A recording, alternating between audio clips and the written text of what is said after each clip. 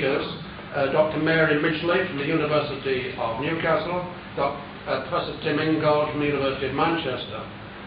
Both of them, as I say, are distinguished academics. You don't want their CVs in terms of books, articles and lectures. What you will quickly discover is that they're very good and persuasive public speakers, and above all, in the true meaning of the word, they are philosophers, that is to say, in the original Greek, lovers of wisdom. They are not narrow pedants. They're concerned to use their expertise to look into the heart of the problems and difficulties that mankind face in their existence in this world. Not only that, but the most flattering thing I can say about them is that we anticipate a mind-opening evening from them, because they have consented to a dialogue in the full traditional Socratic and Platonic sense of dialogue. That means it isn't a sort of an academic gladiatorial combat or a mere adversarial combat. They are going to test their own and each other's ideas, I hope to destruction, in the search for truth, in a friendly and impartial manner. And that should expand our minds. So we look forward to this evening very much. This is part of the series of talks.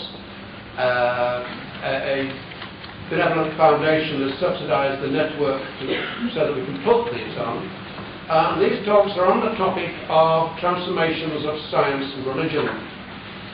The year 2000 approaches.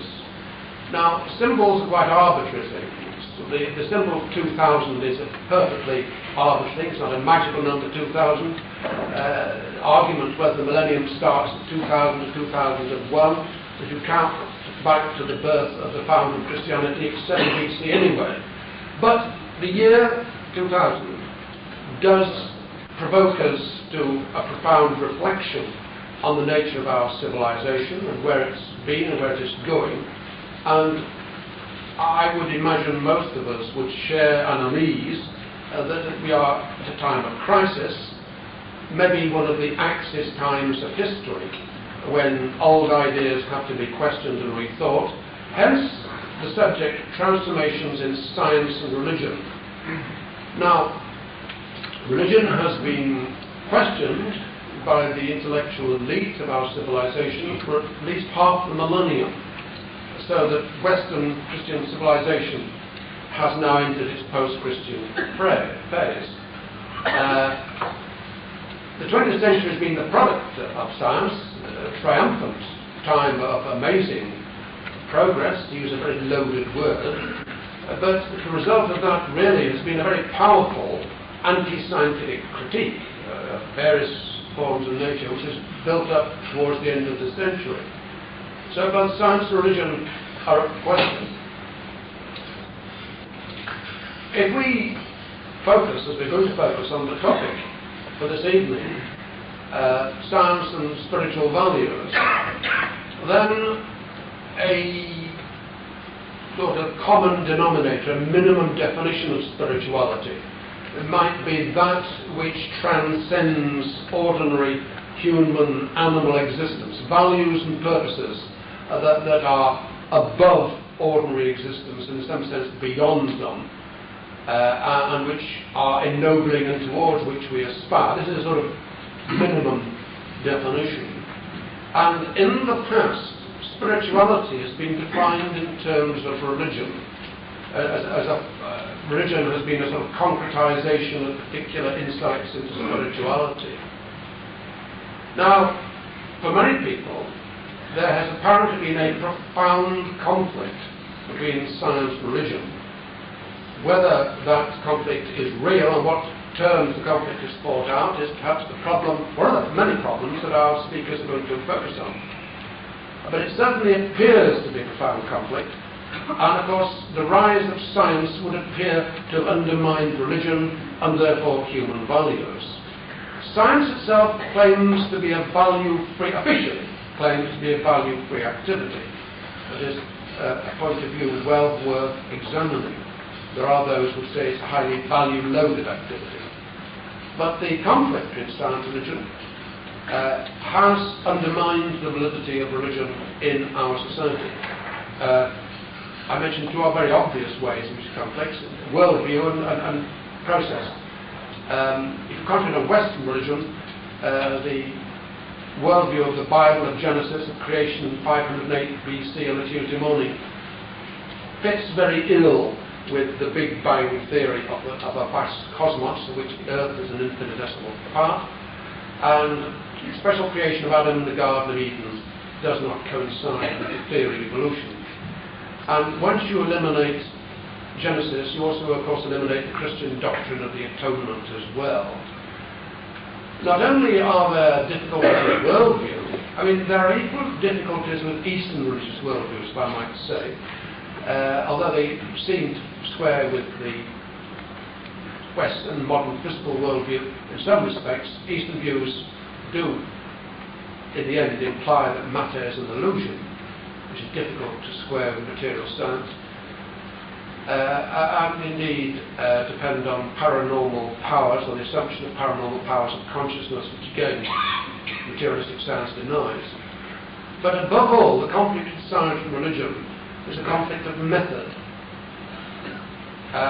Religion, whether it is Eastern or Western, depends on acts of faith, either infallible scripture or the authority of the church, or the authority of some teacher or guru, to which you, the disciple, the follower, give absolute submission. Science claims to be the opposite, and largely I would assert is different. It is a questioning system, it is an open system, it is a self-correcting system, it is a system in which truth is provisional. The spirit in which science is pursued is very different from the spirit in which religious faith is normally given. And there is a profound conflict. And the result would appear to be that human values are most uncertain at the end of the 20th century. So the question which we pose to our two speakers is, in fact, have we any case for spiritual values? And indeed, what about the problem of science? I shall ask, I think, first of all, Professor Tim Ingold, if he could take his particular line on these matters, and then I'll ask Dr. Mary Midgley to follow him on, and then I'll ask our two guests to entertain the dialogue. So, Professor Tim Ingold.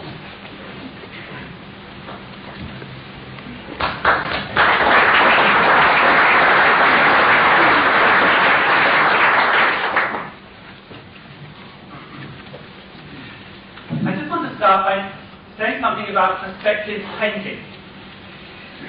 One of the remarkable things about perspective painting is that the picture itself dictates a particular point of view from which the scene looks the way it does, which is separate from the point of view of the person in the art gallery looking at the picture. So one of the things that is remarkable about perspective painting is a kind of double detachment of people from the object of observation. We are the viewers of a point of view which itself is a view of a scene. It's rather the same, I think, with science. The 20th century Western thought, if I can generalize so much, is largely founded on a master dichotomy between the worlds of humanity on the one hand and nature on the other. People, therefore, are split into two parts. They're constitutionally divided creatures. One part is inside nature, the body, the other part looking at the part that's inside nature, but out of it is the mind.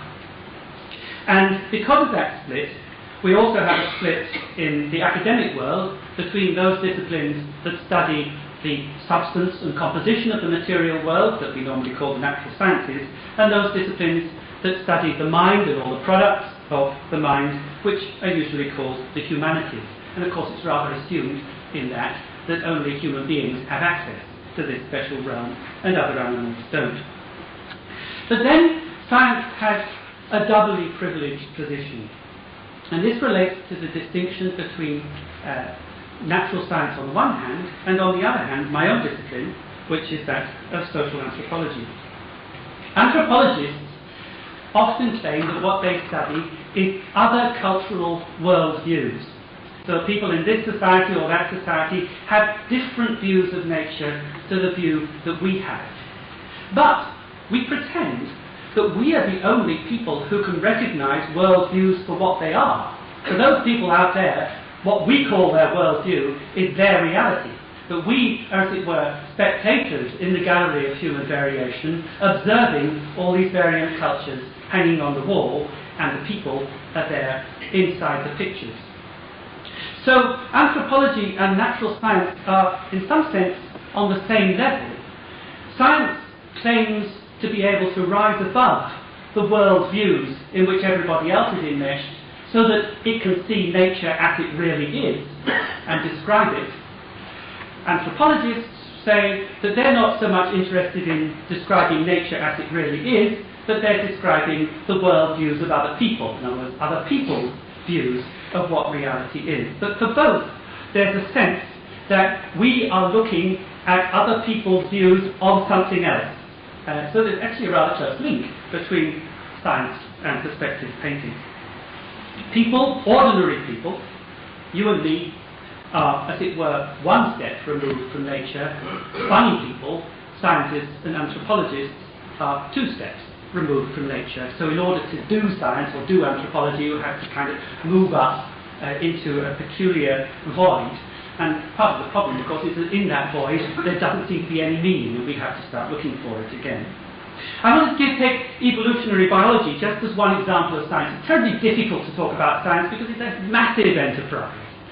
And there are lots of different scientists, and they have all sorts of different ideas about what it is they're doing and why they're doing and what it's all for. So you really just can't talk about science as such. But I'm going to talk about evolutionary biology as one particular science that I know a bit about, and that is important in this context because they've got important things to say about life and about the relationship between human beings and the rest of the living world. And there's a big contradiction in evolutionary biology. And the problem is this.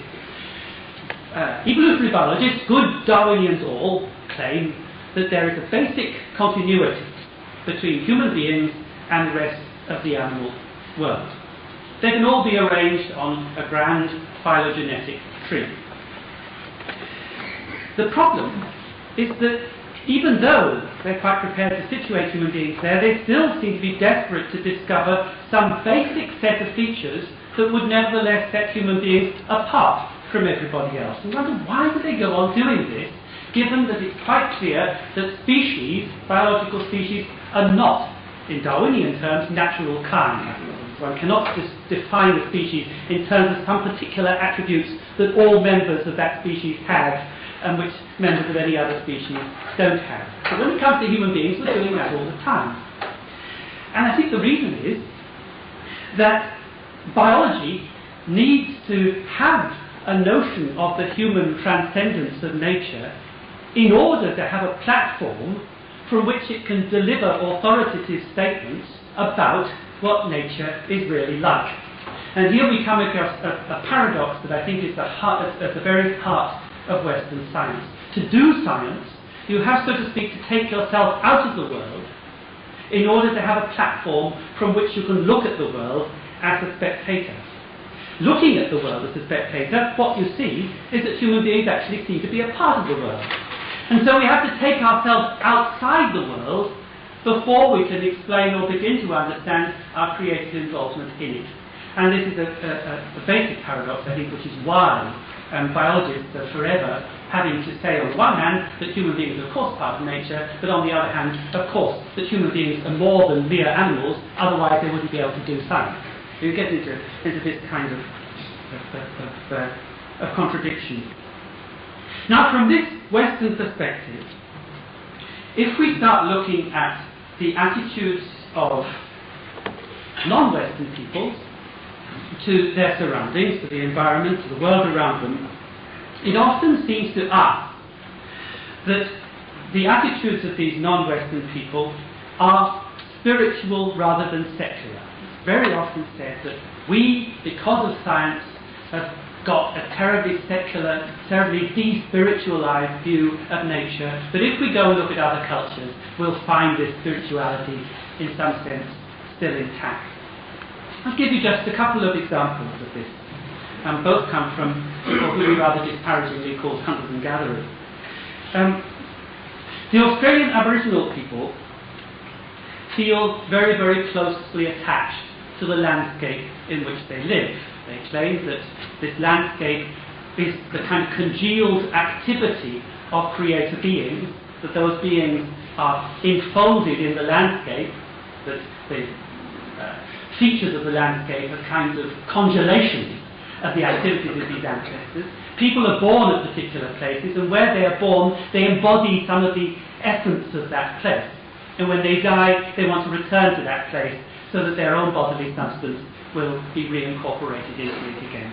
And when you've lived in a place for a long time, you feel as though that place is part of you. So you ask somebody about their different totemic sites, and they'll list off a list of places, and that list of places is a kind of record of who you are and where you've been in your life. It's a way in which people incorporate places into the very substance of their being.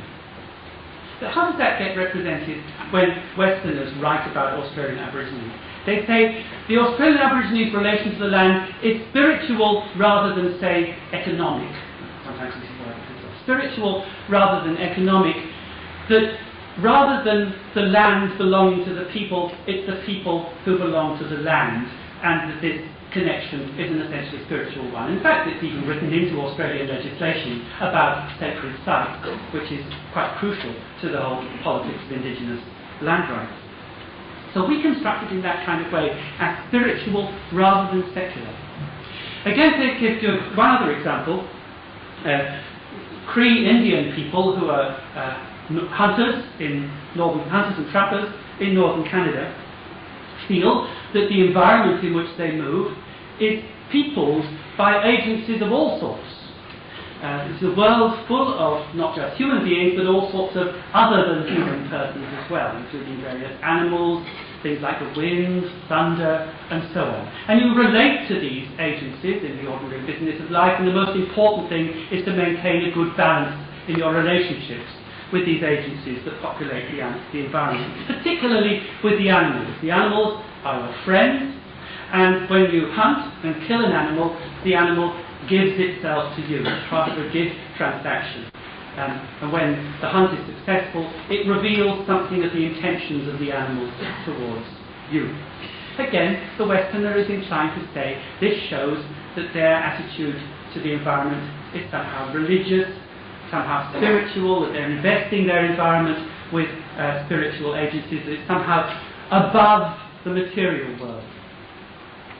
And it comes back to this opposition between science and anthropology again, that we say, of course, it's very interesting for anthropologists to look and see the different ways in which people like the Cree or the Australian Aborigines think about their environment, but it's got nothing to do with what nature really is like. If the Cree Indian says that the animal gave itself to the hunter, we say, well, of course that's part of their worldview, but it didn't really give itself to the hunter. What really happened was that the hunter pursued it and killed it, and that was a physical act, and so on and so forth. But I want to argue that this opposition that we're always setting up between spiritual values and events in the material world is our opposition, not theirs. We tend to think of it in terms of native people having beliefs about the world. So there's a world out there that you could have beliefs about, and having these beliefs wouldn't itself be an intervention of any kind in the world itself. So the world was there, we're out here, we can have beliefs about the world. But whatever we think about it, the world doesn't care. That is not what native people think. For them, the world does care. It cares very much. That believing is not something you can do without actually intervening. That to believe is actually to engage practically with your surroundings. So they don't really think of the world as something that you can have beliefs about at all. It's rather a community of some sort that one is in. And I think that's a good starting point for us. I think we need an alternative starting point which starts from an insistence that we are in the world and that this condition of being in the world is a precondition for our having any ideas about it at all, or doing anything to it at all. We couldn't think, we couldn't act, unless we first existed, and we could not exist unless we already were immersed in a world of some kind. And being in a world means being committed to a certain environment and to the relationships that this entails. That we are, right from the start, embedded in a world of relationships, in an environment, and whatever we do, we have to start off from there. There can be no life otherwise. I would argue that meaning then, the meaning that we find in the world, lies in those relationships we have by virtue of our primary immersion in an environment. It may be, and I don't know, it may be that human beings are unique among the creatures of the world in their ability to imagine themselves as if they weren't in the world, as if they were outsiders looking in. Of course, we can only imagine ourselves as being outside the world from a point inside it. We can't actually leave the world, but we can imagine we can. And maybe other animals can't do that. And maybe for that reason, human beings are unique in confronting the spectre of a possibly meaningless environment. It's only because we can imagine ourselves outside the world that we suddenly get a sort of crisis, a feeling that the world in itself is something completely without meaning, and we therefore have to somehow rediscover the meaning that we've lost by taking ourselves out of the world. And often this is done by imposing all kinds of constructions upon it. I think what we have to do is to get back into that sense of primary engagement that we have. And that means paying proper attention to what is sometimes called intuition. Intuition tends to have a rather bad press, especially in the scientific literature. Sometimes it goes under words like hunches and things like that, and scientists say, well, we all have hunches, but we can't tell you anything about that. We don't understand hunches, they just happen. But intuition is terribly important.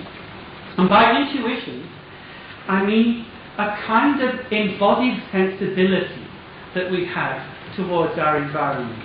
A sensibility that is a result of our development from infancy, from childhood, within certain kinds of surroundings. As we grow older, we learn to pay attention to certain kinds of things in the world, to notice things, and perhaps not to notice other kinds of things. And this is part of the development of our own perceptual skills, of our own ability to perceive and notice. I think this is best understood by the analogy with craftsmanship. A skilled carpenter can run his finger over the wood and detect fine properties of the grain, or imperfections, splits, which the novice or the unskilled person wouldn't even notice. That doesn't mean that the carpenter has got some kind of scheme in his head that other people haven't got. It means that the carpenter's skills of attention, of touch, of vision and so on, are attuned to picking up the kinds of things that you need to pick up if you're going to work with wood. We grow up in an environment and we develop particular kinds of sensibilities to our environment through that very developmental process. And those are embodied sensibilities. They're not easily things we can talk about. And that, I think, is the basis of intuition. Our feeling about what is right for us. Through that kind of intuitive knowledge, meaning, I think, is revealed to us. We get to know, we get to understand, not through adding knowledge on, but through revelation. We don't put meanings on the world, rather the world opens itself up to us through the training of our own sensory skills, our own perceptual skills. One way to understand this is in terms of the contrast that I actually picked up from an essay by the French philosopher Maurice Merleau-Ponty, where he's talking about vision, and when he talks about vision, he refuses to talk about people who are looking as spectators. They're not spectators at all, they are seers. seers rather than spectators. And what he's saying is that when we look, when we use our vision, what we don't do is construct a picture in the mind that somehow corresponds to the world out there. What we do is explore the world. We move about. Even if we're in one place, our eyes are moving about. And all the time they're penetrating in, not creating pictures, but moving, making a journey through the world. Just as we might make a journey. I mean, if I go for a walk, I'm not creating a picture, I'm going for a walk. If I look, in a sense, my eyes are making a sensory journey through the world in that kind of way. And if you think of it in those terms, then seeing is not a matter of constructing pictures, it's a matter of looking further and further into the world. And the further you look, it's like looking into a crystal ball, the further you look, the more you see. So the world is not an opaque surface on which meaning is imposed of some sort. The world is transparent, and it's a surface that the more we look, the first layer disappears, and then we can look to the next one, and so on. So that the discovery of meaning is a matter of revelation of the world opening itself up to the seer, rather than imposing theories and schemes of various sorts, as in the model of the spectator. The world is transparent. Well then, that leads to the question of what actually is the relationship between what I've been calling intuitive knowledge and scientific knowledge. I don't quite know the answer to that sort of question, and I've been worrying about it. But I have two images in my mind. One image is the picture of science and scientific knowledge that one gets from the scientific institutions themselves.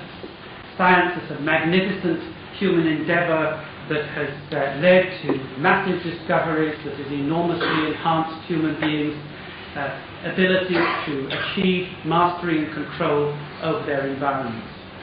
On the other hand, I have an image of my father, who brought me up, and who is a botanist, and who spent hours when I was a child peering down a microscope at fungal spores and drawing these spores beautifully with a mapping pen in black Indian ink. And these pictures then appear on the pages of books. They are, to my mind, pictures of great beauty, and the work of looking through the microscope and drawing these pictures is an immensely skilled, laborious job, fully comparable to the job of any kind of craftsman. It seems to me that there's a vast gap between what I know my father did and the way he feels about the material he's working with, and the sort of way in which science is portrayed as an institutional complex in the late 20th century. And I think the trouble with science is that it's lost touch with its grounding in ordinary, skilled, practical activity of ordinary scientists. And if you talk to scientists, they actually would feel too that they are with their material before they say anything about it or do anything to it. But the institutional requirements prevent them from saying anything about that, because it's all to do with hunches and intuitions and bodily skills, and science is not supposed to say anything about that. Science is supposed to talk about the world as it really is. So that somehow precisely what we need to get at disappears through the sieve in the way in which science is actually presented. So my conclusion, well, two conclusions really. The first is that we don't want an opposition between science and spiritual values. I don't really think that we want spirituality at all. I would rather go without it. Certainly the sort of idea of spirituality, as our chairman put it, if I may disagree, a spirituality that transcends ordinary experience. We're not looking to go out of the world or find something up there. What we need to do is to go deeper into the very world that we actually live in. And you might draw a comparison with dreaming. Again, we tend to think of dreaming as a sort of hallucination, as a world of illusion, as they're going into some completely different realm of reality. But if you talk about dreaming to native Cree hunters, why, it's a journey you make in the world. And the journey that you make in the world, it's the same world as the world you go hunting in. And I think we need to think of it that way. It's not a search for spirituality above some sort of material world, not some escape into another level or anything of that sort. What we need to do is to go deeper into the ordinary world of our ordinary everyday life and connect ourselves up with it and dissolve some of those boundaries that are continually separating ourselves off from it. And that leads to the second conclusion, which brings me back to the questions of life and consciousness and biology. I think that I presented evolutionary biology as my example of science, and the problem is that evolutionary biology has a very impoverished view of what life is. It thinks of life as really a sort of passive reaction of organisms bound by their separate natures to the particular conditions of an environment. And therefore, in order to understand the creativity, the intentionality of human action, we have to imagine that something else is added on top, which then gets labelled as mind or consciousness. So that consciousness is the life of the mind as distinct from the life of the body to whom that mind belongs. Now I think we can get out of that.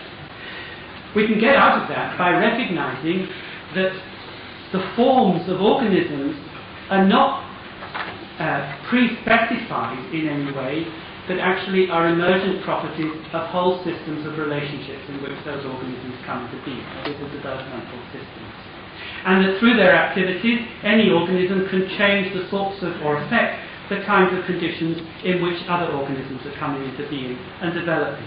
And that we need to think of evolution then as the unfolding of that total field of relationships. If we think of it in that way, we can firstly understand how organisms can creatively engage in the process of their own evolution. We can also see how it might be possible to understand consciousness as something that is not added on to life, but is rather what you could call the cutting edge of that process. The cutting edge of the process that Whitehead called a creative advance into novelty. I think instead of thinking about transforming the world, I think we should start talking about growth. That is to say, that we don't do things to the world, but we are part of the world's own transformation of itself, and that itself is a process of growth rather than changing something outside of it. And that's what I'm going to say.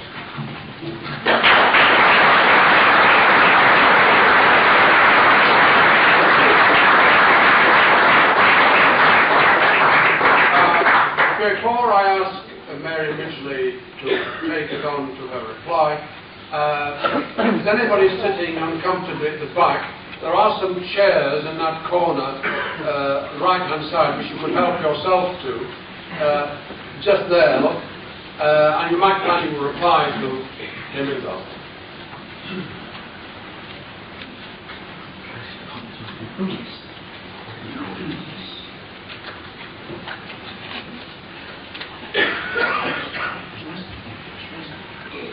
Hello, I'm extremely pleased to be here, and I feel a little uneasy about the fact that I cannot present much opposition to what Tim says.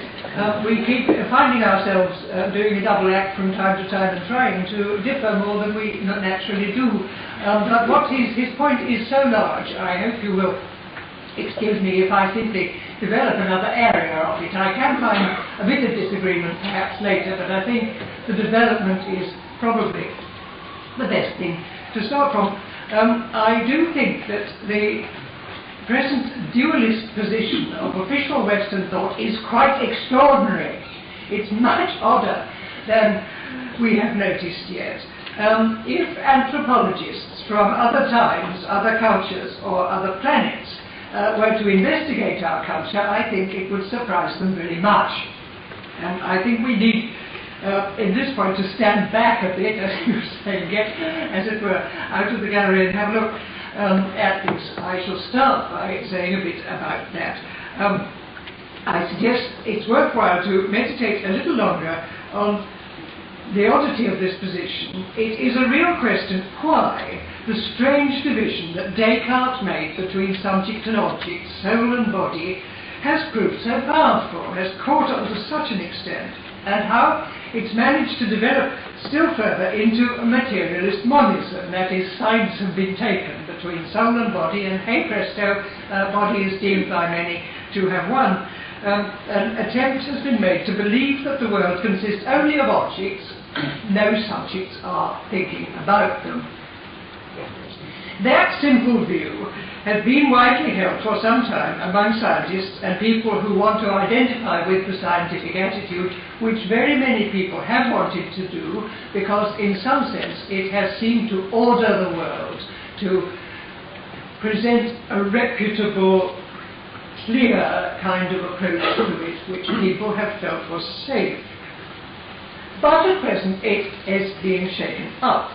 In the last couple of decades, the scientific world has suddenly noticed that there are subjects after all. It's becoming excited, indeed rather frantic, about something called the problem of consciousness. Suddenly noticed it. I'll say a bit about that excitement later. I think it's most interesting. But first, as I say, I want to go back. I think it's important to grasp how we ever got ourselves into a position where it was possible for us suddenly to be surprised at our own existence in that way. See my point? Now, Descartes himself, when he made that split, certainly did not mean to take sides with matter against spirit. He didn't really want either bit set against the other. He was interested in both. Descartes' interest in the thinking self was a part of the general Renaissance project of looking within and attending to the individual psyche as in a way that had not really been done before. Descartes played his part there, along with Montaigne and Shakespeare, and the greater realism of Renaissance portraits and the rise of the novel and so forth, in opening the path that led within, through Rousseau to Goethe and the great theorists of the Romantic Revival, and so on to projects such as depth psychology. If we explained it all to Descartes today, I'm sure that he wouldn't want that bit left out. But the trouble was, of course, that Descartes opened a great gap between that inner-directed project and the outer world of physical objects, of the science that was to study them. Descartes valued both soul and body, but he saw no direct connection between them. This is the extraordinary thing. Plato had started the suggestion of the two completely different things, but it hadn't got very deeply into Christianity. Christianity believed in the resurrection of the body and used a good deal of Aristotle. Descartes went right back to the idea that these two things were radically separate, no connection between them except the indirect connection above the ceiling via God. The skyhooks that Descartes used to make this connection were rather shaky, and the ideas that he formed of both mind and matter were far too abstract. He simplified both subjects and objects so as to fit the two sorts of study that he thought were needed. These were mathematical physics for the outside world, and he had a great deal to do with making that possible, and the investigation of knowledge for the inner world. I think what was needed at that point was a reasoned reaction. You wanted somebody like Aristotle at that point who would say, hey, look, I see what you mean, but there's only one thing really, it's a human being, and nobody did manage to say that. Somebody should have pointed out that it was possible to protect these two studies, mathematical physics and epistemology, without splitting human beings in a way that distorted their nature. And also that those two studies weren't the only ways of thinking that were called for. I think it should have been possible to show that the detachment and objectivity which Descartes wanted for physical science could be provided without splitting off the inner life entirely from the outer. In that way, a more realistic view of human wholeness could surely have been formed and retained. The question of what detachment and objectivity are and what forms of them we really do need is terribly interesting. I very much like Tim's approach about the art gallery. There's an excellent book by Tom Nagel called The View from Nowhere, which is all about this whole business of objectivity, how much you need it, what kinds of it there are, what degrees there are, and I think it's terribly important at this point that we think about that. So, if something like that could have been done, why wasn't it? What blocked that part? One reason, I think, was the beautiful drastic simplicity of Descartes' scheme. Black and white, everybody could see it. The 17th century very much liked drastic, sweeping systems of thought, and that taste probably supported his oversimplified solution. Realistic compromise was not the fashion. But I think, I've been trying to think about this historically, and I hope some of you will correct me, but the more I think about it, the more it seems to me that what was most important, much more important than any kind of intellectual consideration really, was the political issue of authority. Who got it? A drama was emerging which was beginning to oppose body sharply to spirit. To put it crudely, and I think one has to be crude, in the 16th and 17th century, the Lords Spiritual reigning in their various churches had been using the authority which they were supposed to derive from the spiritual life to license appalling wars of religion and violent oppression of heretics. I think that's why, from Thomas Hobbes on, the Enlightenment sages who opposed these wars and oppressions looked for authority elsewhere and weren't going to be satisfied until they found authority. Do you see, that's why science had to have it. Essentially, I think the motive was a moral one, the detestation of cruelty and oppression, but it had very strange results. With that motive, Hobbes, using Descartes' division, declared for matter. He invoked a new kind of authority based on a scientific understanding of matter in order to answer the objection of authority which was supposed to be based on the revelations of spirit. And in various degrees the other Enlightenment sages mostly followed him. They usually attributed this new authority to reason. Now the idea of reason as having authority is a little bit odd, because reason itself is in some sense neutral. You can think from any premises. What you get out of the authority of reason depends a good deal on the premises that you put into it. And sages who, like Hobbes, were preoccupied with religious wars and oppression tended to put in only premises that they thought would damage religion or at least would not support it. So that feud has been built into the way that people think about science, and as Sherman says, when people think of science as value-free, they should think again. As time went on, that anti-clerical motive, along of course with the huge success of physical science and the rising ambition of its exponents, produced a very simple metaphysic. A naive kind of materialism, which officially regarded the world as composed only of the physical objects that science can study, and said nothing about the scientists who study them. That awkward entity, the Cartesian subject, seemed to have been eased out of existence entirely, along with the gods and other spirits that it had invented. And I find it very remarkable today when the disputes are started up by people like Lewis Wolpert and Peter Atkins about science and how much it's a good thing and whether it matters, how at once the opposition is against religion. They don't look at the rest of the intellectual world. You know, there might not be such a thing as history or language or logic. It's assumed that there are, as it were, champions here. One is science and one is religion. There's that disreputable thing called parapsychology down there.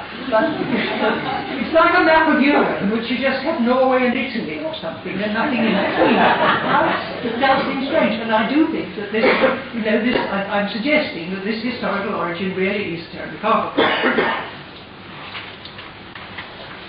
So, early in the 20th century, this purgation of everything except matter was formalized by the behaviorist psychologists. John Watson proclaimed that consciousness didn't exist at all, was mythical.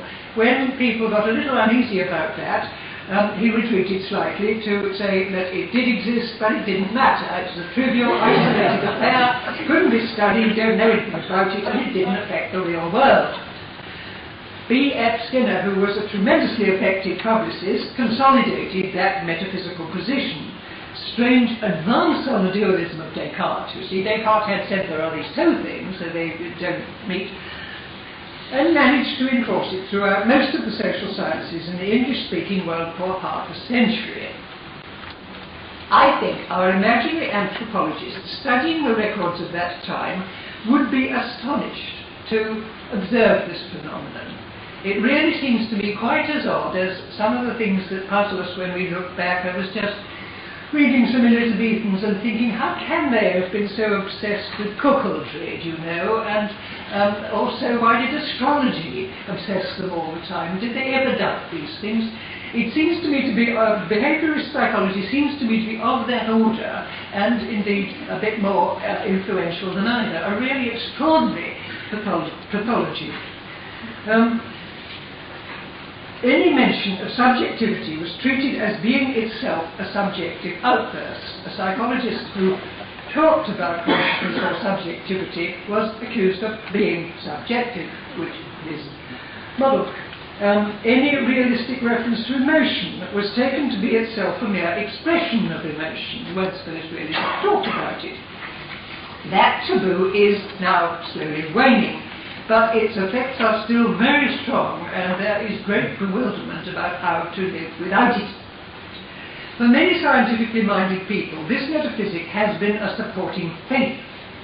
They don't think of it as metaphysic, they think of it as part of science, something which has been scientifically proved that there is nothing but matter, which of course really isn't. It gives them a clear moral map, shows them their way. It shows just one ideal before them, which is always convenient, the pursuit of established truth about physical matter, just one set of vices behind them that they have to avoid, sentimentality and superstition. Their duty then is clear and largely negative, involves not talking about or taking into account a whole raft of topics which in ordinary life they know to be extremely important. Thus, to give just one example, in medicine there has repeatedly been great difficulty in accepting the psychophysical causation of disease, something which is an unavoidable fact of everyday life and of experience to all of us, I should suppose. And other phenomena involving this kind of causation, such as biofeedback, have been quite irrationally dismissed as superstitious inventions, as though there were these two separate things, mind and body, and one couldn't affect the other. Another example, the reaction to James Lovelock's concept of Gaia. Lovelock, you may know, having been campaigning rather desperately to get people to spare the planet, said to his neighbour William Golding one day, "How am I going to put this point across?" "Oh," said Golding, "you try calling the Earth Gaia." So Lovelock did. Very much upsets a number of scientifically minded people because they feel, you see, the light's been switched from green to red. We're somewhere quite different now. This is religion. You mustn't talk that in the questions of talking science. Now, it seems to me that Tim's native peoples and many other, as it were, beings would find it extremely natural to think that if the world is one living thing, then it is a very wonderful living thing, which one would naturally think of as divine. And it isn't at all odd to give it such a name and react to it differently from how one would before one had thought of it in this way. Lovelock has been extremely careful since he found he was getting this kind of reaction to say, of course I'm not setting up a goddess, you know, nobody would do a thing like that. Religion, as it were, is still something right out there that we wouldn't be having. But of course, still wants to use this thought to put across to us just exactly what we need to do to change our reactions. He's tended since then to use more the medical analogy and say Gaia is sick. So that doesn't make her sound so divine, you know, it makes her sound more like your neighbour. But an extraordinary difficulty which our culture has in using a concept like that, I think is very instructive. Have I used my 20 minutes, or have I... You've got a few more time. Thank you. We are confronted, I think, you see, with very deep taboos, much deeper than people really recognise, in trying to shift our thoughts about this kind of thing. It is my hope that thinking about the environment in the sort of way that Lovelock and I forget that woman's name, Lynn Margulis do, will make it easier. It seems to me that it is such a natural reaction, once you begin to think of the world as a whole, that it shouldn't really be so hard, and we shall get used to it. But the other site where I see things changing at the moment is around the problem of consciousness. I think, you see, that when a very artificial and restricting way of thought has been compulsory for some time, after a bit people do get sick of it and they begin to start wriggling around the edges. There is a kind of spontaneous exhaustion of the effort of doing this. That, I'm sure, has been happening in the social sciences, especially in psychology. It proved so utterly unhelpful to try and talk in pure behaviourist terms that people rather stop doing it. But there have been two other sources of change, rather explosive ones, within what is recognised as the borders of science itself. The first is disputes in artificial intelligence. A lot of very strange things go on there, but once the claim began to be made that there would be intelligences which would think like people, the question, would they be conscious, became an important question and cannot be got rid of. It is resisted in that area by some AI people who say it doesn't matter, but on the whole it appears to most people to matter, and therefore does get discussed in that area, often rather wildly, but it can't be kept out, you see, which it always was kept out until very lately. The other, still stranger, I think, is quantum mechanics. The common and orthodox view of the Copenhagen interpretation of quantum mechanics makes it look as if the observer, the mere fact of observing a quantum event could make it have a particular character, that the observer alters what goes on. It's not clear to me that that's what Niels Bohr meant. But it's very hard to see how one is to talk properly in that area. Language tends to stumble, but since physicists, unmistakable physicists, are using that sort of language, you see, it really is hard for those who want to say there is no such thing as an observer, no subject, or generate that if there is one, it doesn't matter and doesn't affect the world, find it much harder to get rid of this thing. And there are various efforts being made from within that area by people like the mathematician Penrose to suggest that what's going on in quantum events is kind of non-determinist and indeed allows for free will. We've got microtubules in there which produce quantum events and also affect our choice. I'm very happy to stop at that point. I think that's rather muddled myself, but that a fertile chaos is emerging, and we certainly with the new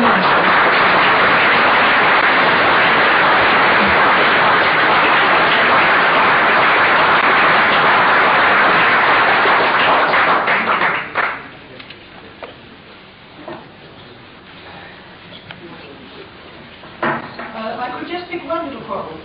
Yes. Well, I think you did pick the quarrel with Tim straight away. A small quarrel, yes. Well, perhaps if you would stand up again. No, we'll give you. Yes, please. Yes, it's just a question, Tim, about disagreement and fallibility. I very much like nearly all of what you were saying about the way in which the native people are in their worlds.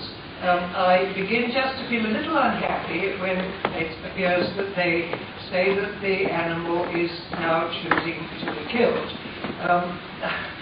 If they've got to kill animals, this may be a very good thing for them to think, but suppose we move to examples like the mutilation of the female genitals or some other customs. There come times, don't we, when we want to say, well, that's your view of life, but we think it's wrong. At this point that we have to withdraw, isn't it? And somehow try to get a little bit away from both these things. Now, I'm sure you didn't want to suggest that they were infallible, but I'll ask you just to say a bit more Would you like to start? Okay. No, I didn't want to say they were infallible, but it's a really good point, and it's one that I'm always trying out on people. That how on earth are we going to combine our sense of respect for other people's understandings of what's going on with our sense also that something is happening, like an animal being killed? And I think the sort of answer I would give is to say that that nobody it would be wrong to come out with some sort of inverted ethnocentrism in which we say, of course, we Westerners are always wrong and the native people are always right. They're not more likely to be right than we are. But what one can learn is an alternative framework for asking the questions.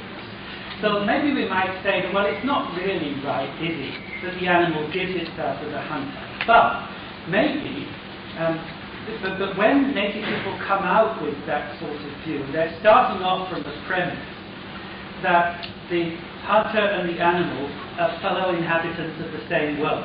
And we could start off from that premise too, and maybe arrive at a different conclusion than they. But we could at least engage with the issue on those terms, rather than on the terms which say that the animal's in one world and we're in another. So that's the way I would put it. But it's a very delicate issue. Well, could I, as chairman, intervene and suggest, since there's too much happy harmony around, that both of you, with deep respect, have not been fair to science. And this is a key question that's been raised. If you have the world view of the Cree-Indian, it happens to be totally different from the world view of the Aborigine, differently again from the world view of B.F. Skinner, and etc., etc., etc. Once you realise that there are different, competing, contradictory worldviews, then innocence has gone. You've left the Garden of Eden, and you really are into your problem, are you not? This is a question to both of you, of the world of science. And with respect to both of you, can I suggest that you're being unfair to one spiritual value which is implicit in science, that is the search for an impartial description which is true for all possible observers. Now, you never get there, but the search for it is the glory of science. And whereas whether or why or how you hunt animals will vary from culture to culture, science is universal. And there is surely, says he, an answer to the question as to whether or not the animal gives itself to the hunter, namely a careful observation of animal behaviour and see whether the buffaloes do in fact behave as though they're trying to run away from the Indians, or whether they go up to them in the manner they go up to their fellow buffaloes when they're mating, or some other friendly activity. And you use detached logic. Now, I do accept, says he, raising questions. Of course, some very powerful points have been made by both our speakers, but wouldn't they accept they've been a little unfair to this spiritual value within science of the impartial quest for universal truth? Tim, you? I don't think either of us was wishing to object to science as doing the things that it's meant to do. That is, investigating the... Can you hear Mary at the back? Or would you rather our two speakers go to the podium? But since you both have points to make, you should make them at the podium. All right. The microphone is switched on, it doesn't stand up. Can you hear all right? All right, good. Please start. Well, will you please put your hands up if you can't hear? You have the audience in mind. Right. I think it's important that neither of us is complaining of science when it's doing the job that it is meant to be doing.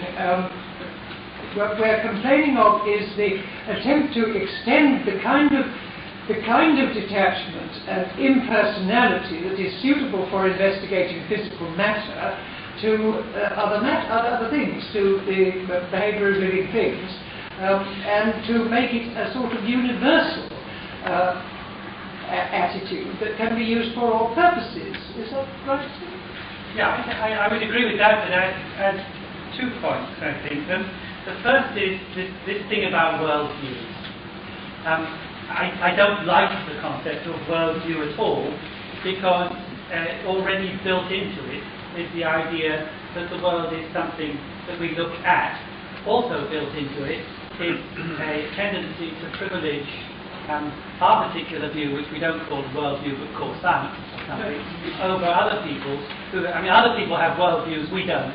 We have science or truth or whatever we might prefer to call it. So there's a sort of hierarchy built in there, and the point is that people like the Cree or the Australian Aboriginal people, and just about everybody else for that matter, are saying that we don't actually get to understand the world by looking at it, because we're in it to start off with, and we can only look from a point within. We can't actually look at it. So this worldview notion is part of a very characteristically Western privileging of vision, but also looking at vision in a specific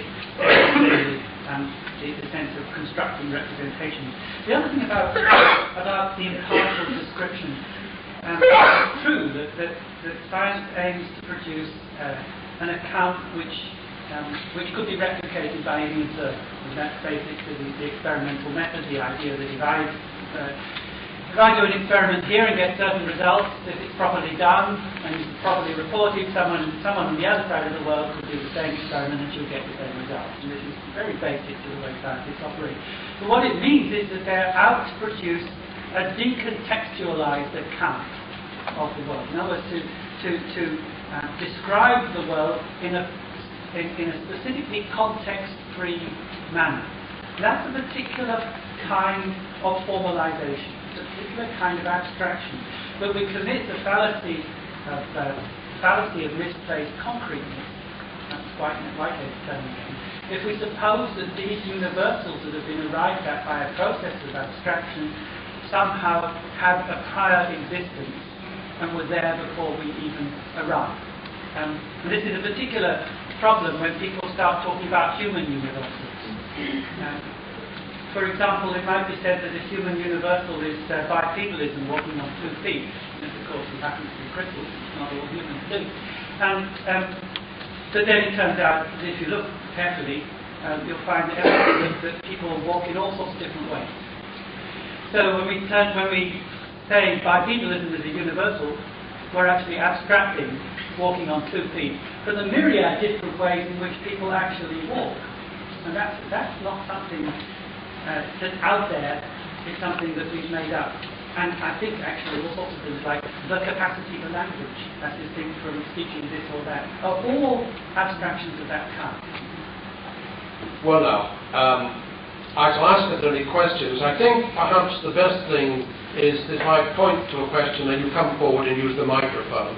Although maybe some of us can fill the hall without watching the mic. Perhaps, are there any points anybody wishes to raise with our speakers? Gentlemen, let's come forward.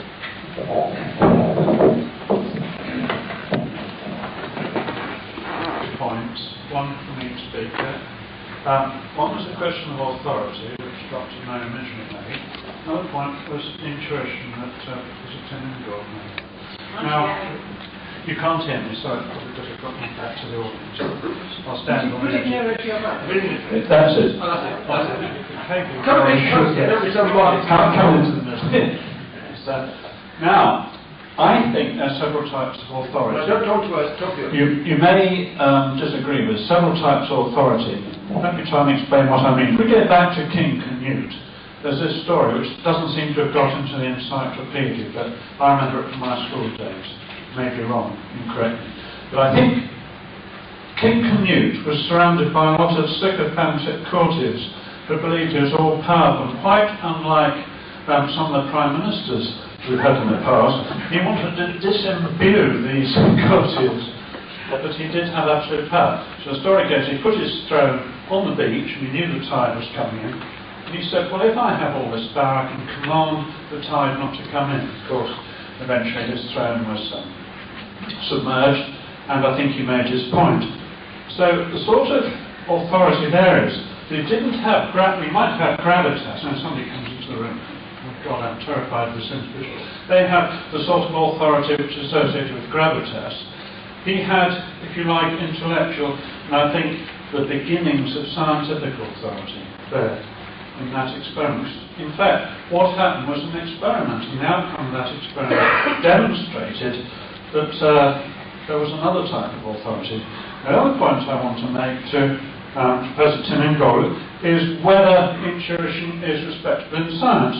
And I think it is, but you have to remember the process of publishing scientific work in peer-reviewed journals.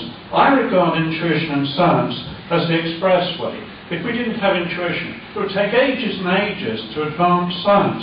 You have the intuitive thought, first of all, but then the very important thing is you then have to do the retrograde motion, say, why is that intuition valid? Then you go downwards by deduction. With that process, you can write a paper. An intuitive thought doesn't need to go in that paper. Why? Because if that intuitive thought went into the paper, the peers who referee that paper when it goes into a journal would not see that as the proper formal way of proceeding, and they would not agree with that approach. But once the retrograde motion from that intuitive idea had been expanded, then that's acceptable. It goes into the journal. It has a third valuable point, it is educative, because once that paper is then read by the world at large, people understand the logical way that has been expressed. And maybe in a social context, when the scientist dies, in his obituary, that's the time to talk about his intuitive ideas. Right. Mary Mosley, authority. Yes. What Canute did was an experiment, wasn't it? And thus his conclusions had the authority of the facts which had been shown. That's all right when you can do it. The quest that Descartes set up, you see, was a quest for absolute certainty. He wasn't satisfied, his systematic doubt proceeded because he wasn't satisfied that there were ways of proving everything that we knew. By the time he'd finished his rational system, he thought he had proved everything that we knew. He thought he'd got this first starting point, I think therefore I am, and he balanced on that an enormous logical apparatus which was supposed eventually to be going to give absolute certainty to physics, which was balanced on it, and everything else that was needed. Now, I think you see the startling thing where it really was a mistake was the hope of absolute certainty and the insistence on proof. Point being that the things you can prove are very often things that don't matter so much, but that the questions you ought to be asking are much larger than you are going to be able to prove. It's all right in a particular science, which is a very disciplined, limited, abstract kind of a thing like chemistry, that you insist on proof of everything from the rest of chemistry. But when you start to think what is the most important part of a human being, or how ought human beings to live, or some larger question of that kind, proof isn't what you are going to get. Proof is irrelevant, and the biasing of the whole sort of intellectual inquiry towards the things that could be proved and away from the big questions that needed to be asked, which are, as you say, the earlier stages where you've got the intuition, has been a major disaster. There we go. Yeah, on intuition, of course you're right about how it actually works. But I wish that science could. Part of the problem is that I don't think that science has got a hand. Scientists know that they work first by intuition, but I don't think they've got a handle on it. In other words, they can't, within the framework of science, deal with that intuitive process. And the result is an emphasis which you find, I think perhaps throughout Western culture, generalized grossly, on the product at the expense of the process. It's the same in art, isn't it? That we treat artworks as products and we forget about all the agony that went into it. And so somehow that didn't matter. So somehow it's the published paper that counts, and everything else is all in the works. So it's in that end product, that's where the knowledge is. And I'm saying it's not entirely where the knowledge is. That the knowledge is in, for example, in those skills, those special skills of that scientist, which don't get written down. Could I put in a little bit about this? Darwin seems to me to be a prime example here. I mean, Darwin held on, didn't publish for many years because he couldn't prove his ideas, and in some people's view they're not totally proved yet. That doesn't matter very much. What he got was an enormous new approach, a whole way of doing things which people practice, and the question of proof was really a minor one. Now then, could I, as it were, focus the questions in that the whole problem of science and culture, if we focus it on actually science and spiritual or human values. Has anybody got a question on that particular slant? First of all. Yes, please. Can you use the next one? Would you like to use that? That would be probably easier to use. My name is Donald Watson. It's quite a short question really to both speakers. You've both said a great deal about what's missing in science, amounting to, I'm over 75, the relationship between the scientist and the object of the scientist's inquiry, and attached to that a reverence for the subject of his inquiry as well. Is that really all that your spirituality amounts to? Can we go? No, but I have awful difficulties with the notion of spirituality. That's the problem. I'm not myself searching for some sort of spirituality, but I am pleading for a recognition of our primary sensory involvement in our environment and the sort of caring that is founded in that sort of involvement. So that, for example, I'll give you a very personal example. Sorry, I'm thinking, that's why I went hush. Take a parent's love for their child. Right. And, if you want, you could say that there's something tremendously spiritual about that, but I don't think it really gets you anywhere to say that. What one's really talking about is that total sensory involvement you have with another to the extent that you can't say where you end and the child begins.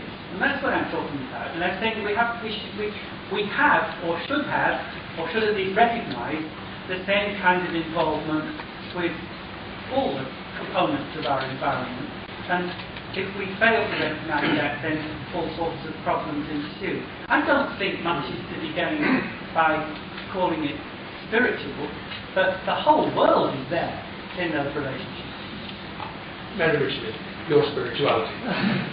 Yes, we certainly aren't only talking about the relation of scientists to their subject matter, and a scientist is a whole person, and there's the rest of that person's life as well.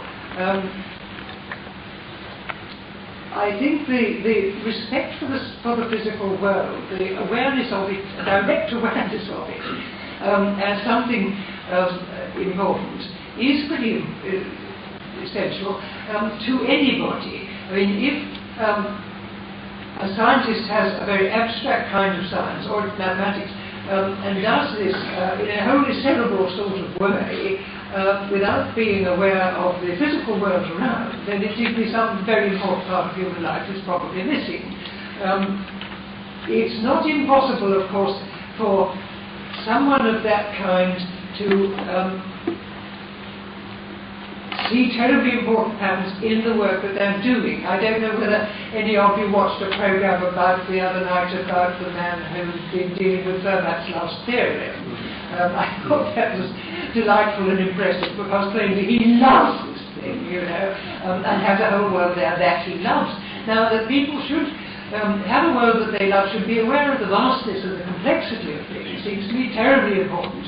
And there is a reductive tendency in the spirit of modern science, in the spirit of the Enlightenment generally. It's only one side of it, but it is there, and some people do get absolutely dominated by it, such that they enjoy saying, oh, it's only an X, there's nothing there really except. This belittling and demeaning tendency is really a very poor side of human nature, I think. I share with Tim a tendency not to use the word spirituality very much, to use other words instead. I'm not sure how much the word matters, but obviously what we're on about is the richness of human life, isn't it? The enormous potentialities that there are for understanding the world and loving it and generally becoming involved in it. And I think what we're projecting to in the Enlightenment approach is the narrowing and cutting off tendency, which is indeed only one side of it, and the great Enlightenment sages mostly avoided it. But it's been pretty influential, and the more so the more we have got into the habit of thinking that we know everything. I mean, when we think of ourselves as a scientific age, which has already got right a whole lot of things, doesn't need to worry about all the things that it's already got finished, settled, and contrast that with the way in which less sophisticated and over-civilized people are forced to live because the world is always impinging on them and they can't fail to have to respond to it. I guess that's rather the kind of value that we tend to be concentrating on, and I'm sure that what is commonly described as spirituality is in that area. Now, I don't know whether we've met the chairman's demand. Yeah. Well, let's see if you met the audience's demand, actually. There's a question, yes, right down the end there, yes, please. Yes, later there. I want to follow on from the man that's spoken before, because I think there's a complete block on this question of spirituality. I think this lecture is supposed to be called Science and Spiritual Values, and I don't feel that I don't think spiritual values have been addressed whatsoever. It seems that there's been a real focus on the sort of mind-body sort of aspect and no sense of the spiritual world whatsoever. I'm just a little bit disturbed by it, because it's almost as if the idea of there being other realms of existence, other more that we actually can't see, it's just not been addressed whatsoever. And I'm saying I think there are other realms that can't be seen, there are spiritual beings, and that they are a reality, and that you only need to look at sort of mystical literature to see that across cultures there are particular mystics that have had experiences that can be seen scientifically. Their experience, there is replication of results, if you like. And I want to say that if that is reality, there are other levels of existence, then that knowledge is profoundly going to affect science, and it hasn't been addressed whatsoever, and it must be addressed.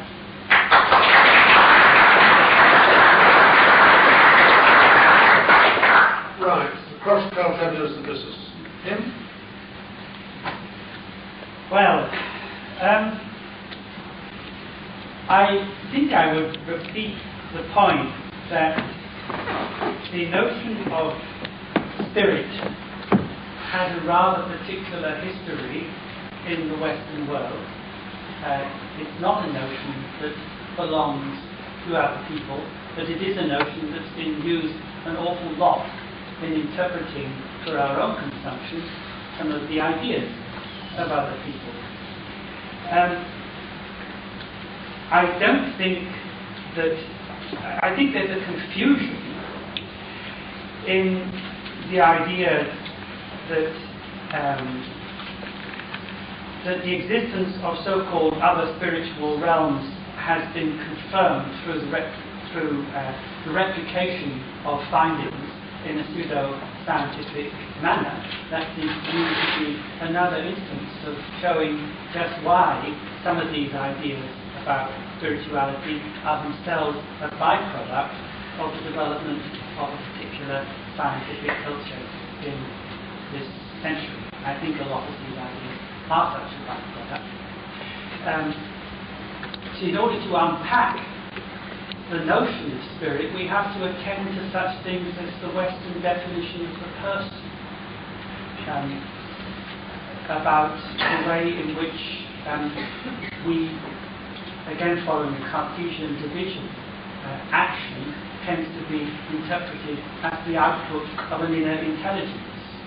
We have to look at the ways in which the history of the ways in which the body has been understood in Western thought, and how states of disembodiment have consequently come to be perceived. It's the case that people in other cultures, in so many other cultures, don't have a conception of the body at all. They're just people. And whether they've got bodies or not is, to a large extent, irrelevant, as long as they're people that can do things. But that doesn't mean that we have to start talking about them as spirits. And I really feel that spirit or spiritual is a word that has to be used cautiously and narrowly, and with a certain amount of precision and awareness of the background and the context in which this word has come into currency, and not a word that can be used. Can I just ask you a moment, where does the immensely sophisticated vocabulary of Hindu and Buddhist philosophy fit into your analysis in this case? Well, I suppose the short answer is that it doesn't fit, because I haven't studied it, and I would be, I think, rash to start making statements about things about complexity on which I have no expertise. Then, of course, your comment embodies the notion about high culture and low culture, which again I Very fair observation. I think, for example, that the ideas of Australian Aboriginal people rank in terms of sophistication and complexity, so it's philosophy. So I wouldn't want to make those kind of rank judgments, but the extent to which our understanding of Hinduism and Buddhism has been channeled through Western understanding is certainly Marriage. I'm getting a bit unhappy, I have to say, about Jim's the bias. I think that we do, in fact, have quite enough of a tradition of hearing about these things and understanding them to know what the latest is talking about. The reason why I kept on about nine-body problem was simply that I wanted to suggest why it had become so difficult for many contemporary people to hear the sort of thing that she's saying. Now, I'm prepared to hear it myself. I don't think that it's got to be put behind a wall. But it surely is a very worrying state of affairs at present that there is this kind of division whereby people can't hear what each other are saying. I'm very interested in the mystics. I did some work once on Plotinus. I think that the attempts to express the sort of experience which people like Wim and Eckhart and Hildegard of Bingen and so forth have are extraordinarily interesting. I don't think, as it were, that they're literal, but I think that there's a hell of a lot out there which we would all do well to be aware of. And as I wish to repeat, that the only reason why I kept on about Descartes and the mind-body problem and the supposed scientific attitude that people have at the moment was to suggest why we can't get to these things properly. Any further questions? I see 1, 2, 3. There seems to be a tendency to think that science is something that's crystallized and here. It's not. Science is something that is moving. I happen to have had nature delivered to me every week for 53 years, and I've been watching that. And now we've had an editor moving out. It's a time of change. Things are moving, and the problems we have this evening can disappear very easily.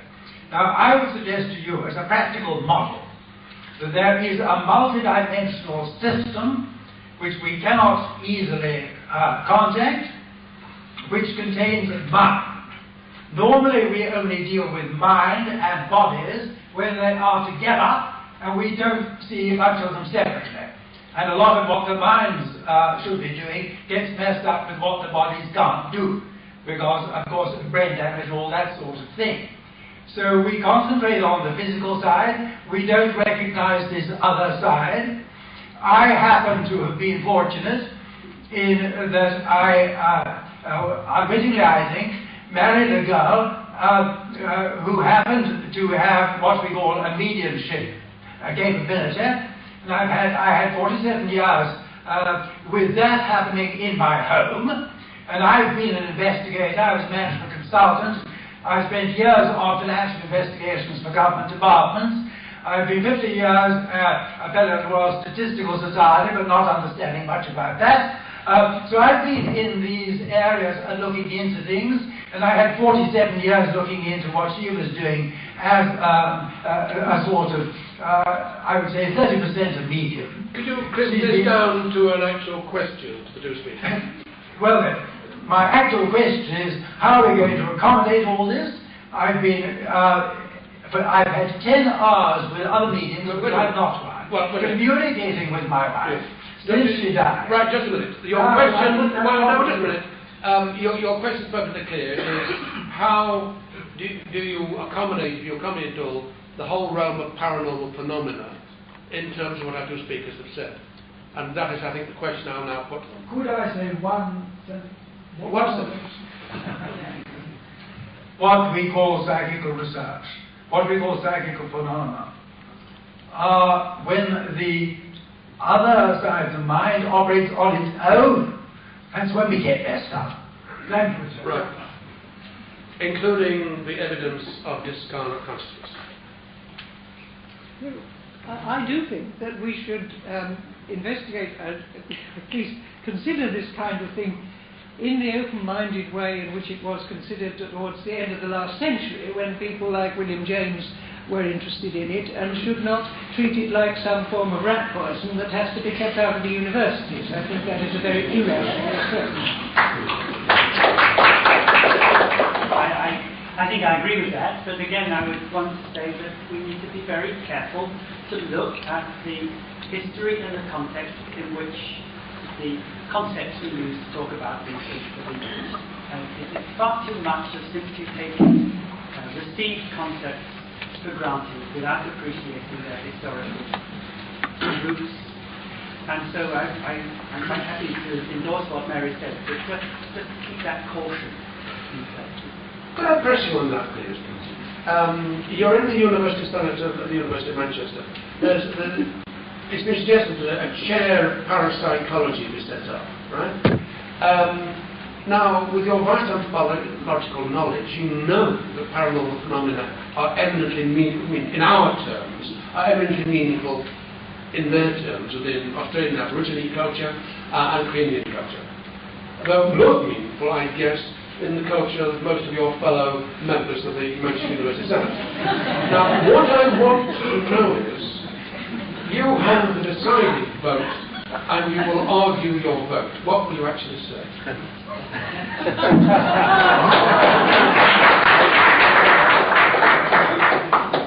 You know, I would vote against it. And the reason I would vote against it is that I don't think it's wise to constitute this as a separate discipline under its own ology, if you like. I don't think that it's wise to speak a specific logos of paranormal phenomena. And when it comes to the understandings of people in other cultures, I would say that it's not paranormal at all, it's entirely normal. So that there's no sense from their point of view that one's got some sort of boundary between the ordinary and the extraordinary. If one is communicating with the ancestors, it's as common and garden as picking up the telephone. So one is, well, perhaps not quite, but almost, that one is simply communicating with beings who just don't happen to be around at the time. And I don't think that it's particularly helpful to cook all of those sorts of things in a bucket which from our cultural point of view look somehow extraordinary, and then subject them to the aegis of a separate discipline with its own established chair. I don't think that, so it wouldn't get my vote. But that doesn't mean that I would take the line that looking at any people's experiences. I'm an anthropologist. Looking at any people's experiences is interesting. But we have to look at the experiences. It doesn't just mean that looking at experiences means having a dialogue with people. It doesn't mean simply accepting what they say at face value and then starting to investigate using pseudoscience. Gentlemen. My name's Erwin Rappaport, and the interesting part of the evening is just beginning, I think. No disrespect to the speakers, of course, because it's you that started it. What I want to do, as Tim has been cautious with the concept of spiritual value, which I'm a bit disappointed in because the evening is called Science and Spiritual Values, I'm going to be cautious with the concept of intuitive knowledge. Because this week, in fact, one of 3 things where my globe fell onto the floor in the last 3 weeks happened. And what it was this, and I'm using your analogy of the carpenter and his wood. How the carpenter knows the grain and the feel and the sense of his wood. Well, I saw a computer program that recognizes human voice. That computer program works like this, and I'll keep this very brief, Mr. Chairman. You say 400 words into it. You then carry on speaking and dictating, and occasionally it will make a mistake. Once it's made a mistake once and then it's corrected, it will never make that mistake again with your voice. Is that like your carpenter? And that's my question to you, and then my final question is this. I delight in giving up a belief when it feels wrong to have it. I think it's refreshing. I think it's enlightening. I think it's uplifting. And this happened to me 2 weeks ago, when somebody told me that there is a water engine that drives a car. It doesn't boil the water's shaken around, and somehow more energy comes out of that system than is put into it. That goes against the rules of physics. I've now seen the engine. My initial skepticism has turned into belief. I was skeptical because all of my scientific training said it was impossible. And I would like to propose that that's a subject worth considering when you're thinking of spiritual values, because there are plenty of people who feel that spiritual values are the essence of the humanities, not something that can be sidelined easily or not given their own separate department if enough people think it's worthy of it. Thank you.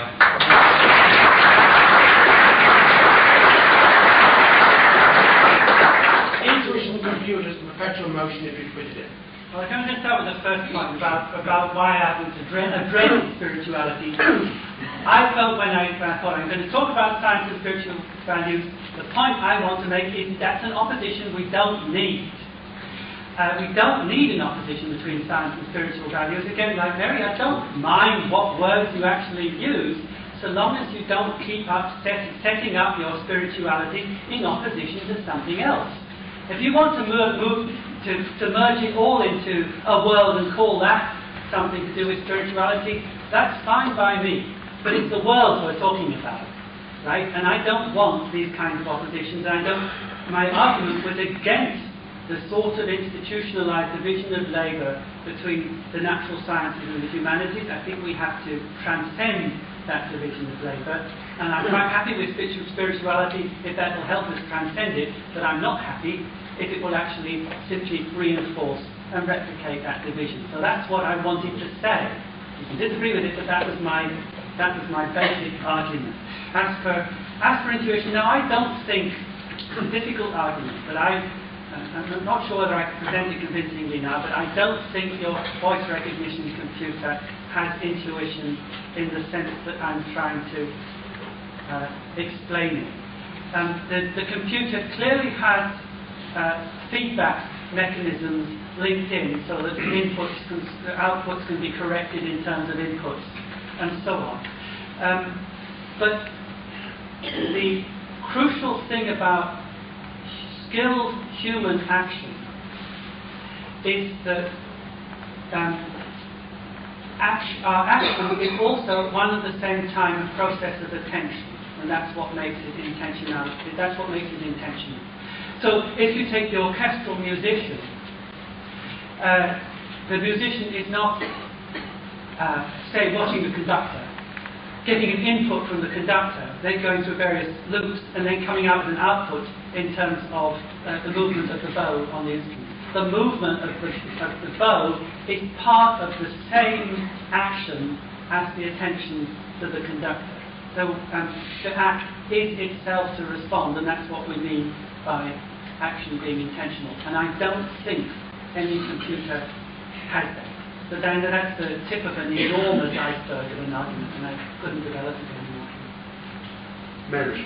Yes, I'm not sure actually quite what either of these mechanical examples was doing. The point about the perpetual motion machine was you never know when you're wrong, was it? You know, you always might find you were mistaken, and okay, and that's true enough, if that's all. It would be very surprising if it does turn out to be a perpetual motion machine, but we shall have to wait, I suppose. The question about the computer, I suppose, is more interesting. That is the mountain that Tim mentions looms before us, and we could go on with it. The question is there a difference between what the machine is doing at that point and what the person is doing? I think there is an enormous difference. Namely, the machine was told to go on doing things of a particular kind, and it will go on doing those things until the cows come home. A person who is brooding on a problem goes all round in all kinds of different ways in a very unaccountable manner, and the workings of the imagination may turn up stuff which turns out to be useful. Now, the workings of the imagination is something we know a good deal more about, because we've got the whole of literature and art embodying them, so that if one says that you've got an intuitive understanding of something, you are not only saying that you now won't make a mistake that you previously did make. That's a very boring thing to be not doing. You're saying that you've got a whole sort of picture before you, of which one part, indeed, you're now going to use. And I think that is a very different, a radically different kind of thing. I'm using somebody else's argument. Might the argument not be an attempt to say that intuitions can always be broken down logically and be shown merely to jump into a conclusion which can be demonstrated rationally, which is notoriously the case with mathematical intuition? Is that right? That may be so as far as the particular problem goes. The answer which you've got to this particular problem, you can now go back and do in a more regular kind of way.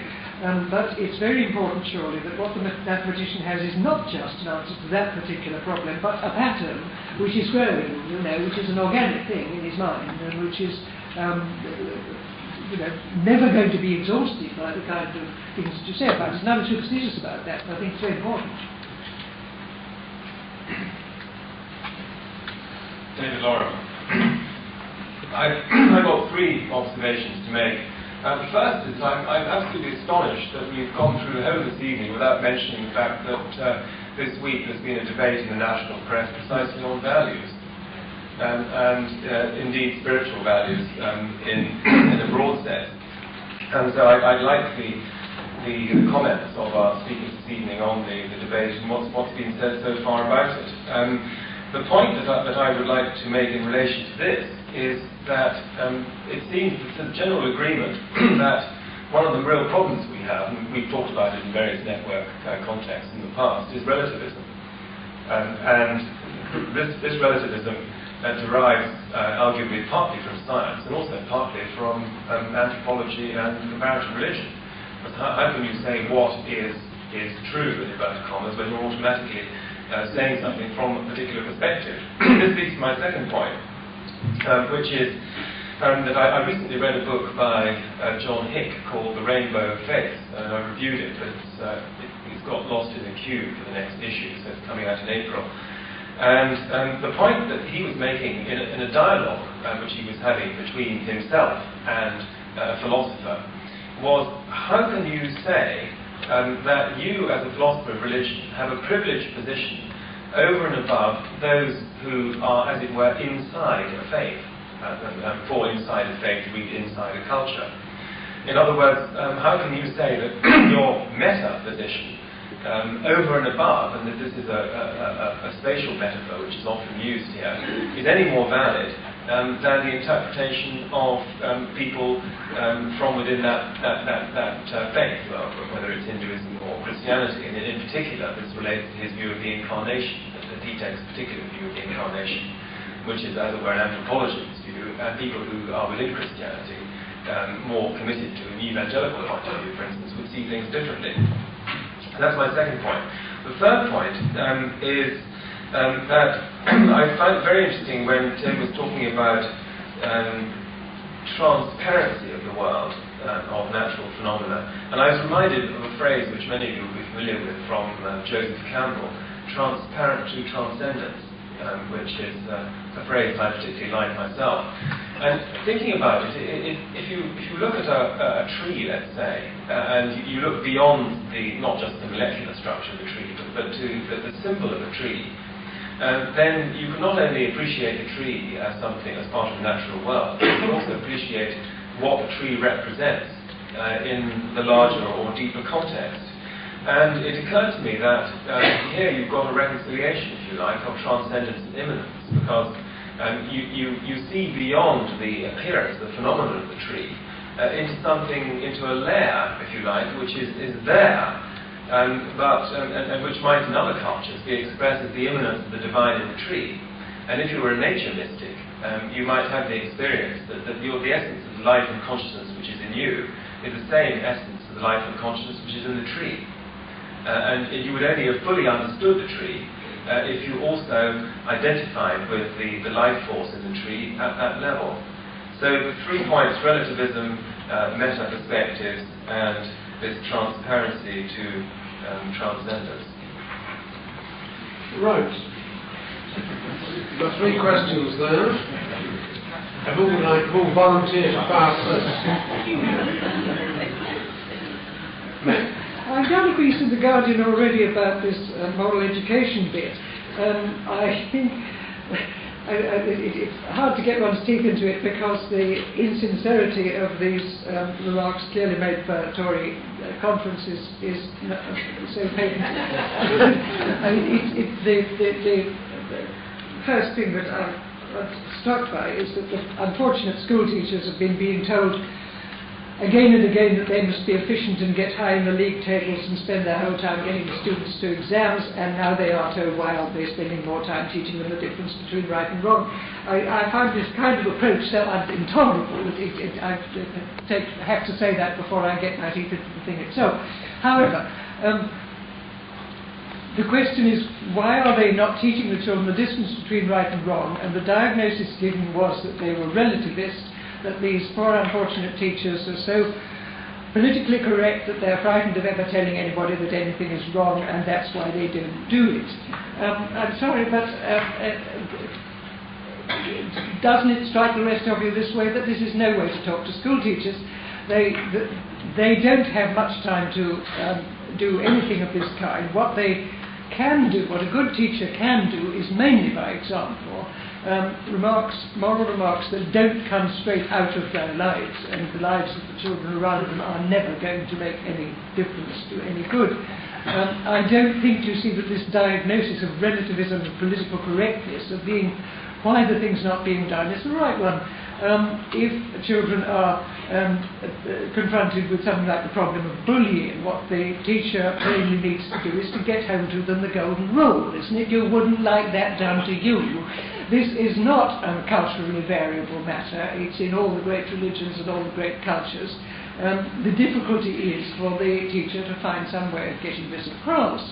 And of course, if such things are not got across in the rest of the children's lives, it's going to be very hard for the teacher to do. It's not impossible. It's extraordinary how sometimes people with terrible backgrounds do pick up moral examples and insights which are put through to them by teachers and the like. But this is exceedingly difficult. Relativism of that silly kind is indeed quite prevalent today. I had some sympathy with the man when he said people have the idea that they must never be judgmental, so they must never say anything's wrong. Now, the mistake there, of course, is that such people are not refraining from judgment. They are making the judgment that freedom is the most important value that there is. They are unwilling to interfere with the person whom they might be judging because they have got a view that freedom is terribly important. Now, that is a moral position that you can have, but if it's on its own, it is a very obscure and unsatisfactory one. I had better shut up because I do talk about this all night. If I'm Well, I agree entirely with what you say about the poor teachers. A while back, when Mr. Baker was Education Secretary, he was blaming the parents. And we and so we instituted at home before supper every evening Mr. Baker's moral talk. Doing good. But there's absurd nonsense that comes from politicians from time to time, and I agree entirely. But there's a deeper problem, I think, with the notion of values, and what values are. Again, we're talking about an abstraction here. Value is a very, very, very abstract term. You think, are people actually motivated in their real concrete actions by things called values? Or are values things that come out as a result of conversations and dialogues between people about events that happen and about what people do? And I think the latter is the case. In other words, that when we're talking about bringing up children, there's a very pervasive model of socialization, pervasive in the educational system and sociological literature, which is that for any society has a system of values, and that children are socialized because those values are, so to speak, loaded onto them by older generation in authority onto the children, who are then passive recipients and are told to behave in that kind of way. What we know about the way children learn doesn't conform to that model at all. What children learn is how to find their way and negotiate in a field full of other people in which people are telling them to do all kinds of different things. So in the classroom, what a child learns is how to manage in classroom situations. And that's not actually what they're being taught, but it is what they learn. And along the way they pick up all kinds of useful skills. And so I don't think, when we talk about values, we remember that values are notions that come into circulation through dialogue, through conversations. They're not things that really control behaviour in any kind of way. I think we've got to be very careful about the way we use that term. It's a bit the same with this thing about whether there's a metacultural position. In anthropology, it used to be the case that we had this idea that the world was full of other cultures, but anthropology would have a metacultural point of view, could look at all these. We've rejected that. Very few anthropologists would take that view seriously anymore. And in fact, we would reject the idea of saying that people live in cultures at all. It would be more sensible to say that people live culturally, which is to say that it's in the nature of human life that if people are continually relating with others, engaging in dialogues with other people, in action with other people, and the knowledge and the understandings are generated within the context of those dialogues. They're not boxes within which life happens, they're forms that arise out of a life process. And in that sense, cultural form is continually being generated and regenerated through that dialogue that we call social life. That's the point. And as for the tree, I like very much dealing with the tree. But when I look at a tree, I want to rebel against the view that says that tree is an object, it is a separate object from the grass beside it, from the squirrel that's running on it. I want to see that tree as it going on within a whole pattern of relationships. I had an argument once with a biologist who said that, of course, the squirrel and the oak tree are quite separate entities. There's no such thing as a squirrel oak. Well, actually, in a sense, there is such a thing as a squirrel oak. There's the oak in relation to the squirrel, and the squirrel in relation to the oak, and they're all part of a larger system. I want to see it that way. I think you would agree with But to see that, I don't have to be a mystic to see that. I don't have to go up onto another level of reality. To see that, I'm right in the level of my ordinary everyday life. And I want to stay there and find more and more richness in that level. Does it affect your behaviour in any way? Yes. The point I was making, Tim, was really what I liked about what he was saying, is he wasn't going on to another level, as it were, he was going into it. Yeah. And it's the same thing, but it's a slightly different form of perception. If you like. Yeah, okay. But I think some other word, revelation, might be better than transcendence to capture the essence of what I was getting at. But you said, does it affect the way I am or act? Yes, and I think the answer is yes. I really do. I really do. And the trouble is too, you see all sorts of people around who you think are probably not noticing things around them and how much they're missing. And you want to open up the world for people in that sort of way. Open up this world they're living in. Not saying, no, what you've got to do is go off there and some other world. I'm wondering, we have 1 minute left. You're not, I shan't waste time with a chairman summing up, because if we now summing up, you've heard what's been said, and we've gone in all directions in terms of science, spirituality and values, and our minds have been enlarged. One very, very brief comment and question. Shall we right at the back? Can you shout it? Yes, a certain theologian called Francis Schaeffer said that if the early scientists had had the epistemology of modern man, we never would have had science. That was attested to also many secular authorities agreeing that science was only possible with a Christian worldview. Now, that Christian faith is very thin on the ground here tonight, and in the light of so many preposterous theories we're hearing all the time of modern day science, could it not be that science is already dying? What's already dying? Science. Well, I think it is changing, and I hope so. My answer was exactly the same. I just think science is changing, and it's very very slow. So that's my view too. It's so to say, is it alive or is it dead? But it's certainly moving, and so are the rest of us. And science can't expect to stand still any more than anything else. So what's really annoying about science is when or about some scientists, we say, is when they're always telling us that they've got there, that somehow the truth they've arrived at is final. And life is not like that. And scientists ought to know it, but sometimes they don't see it. And that's annoying. Might I suggest that Tim Mangold has given us the best possible summing up and finish to the evening, which has to stop now anyway, namely that we would be gravely at fault if we thought anything was final. I'm glad I haven't got to inflict a summing up, which would be absurd and would pretend to be final and it's not. What you have is a mind-expanding dialogue on science, values and spirituality, and I think I expressed the feelings of the entire meeting. I thank both our guests very, very much indeed.